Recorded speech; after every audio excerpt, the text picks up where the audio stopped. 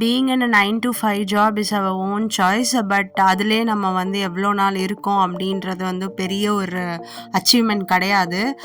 So இப்போ நீங்கள் வந்து அதிலே ஸ்ட்ரக் ஆகி இருக்கீங்க அப்படின்னு இருக்குன்னா, அதுலேருந்து வெளில வரணும் அப்படின்னு நினைக்கிறீங்கன்னா, உங்களுக்காக டெய்லி ஒரு விஷயத்த வந்து பண்ணுறதுக்கு ஸ்டார்ட் பண்ணுங்கள் டு இம்ப்ரூவ் யுவர் செல்ஃப். என்னோட ஃபர்ஸ்ட் ஸ்டெப்பாக நான் வந்து த சோ கால்டு பிஎம் ரொட்டீன் அப்படின்றத வந்து நான் ஸ்டார்ட் பண்ணியிருக்கேன்.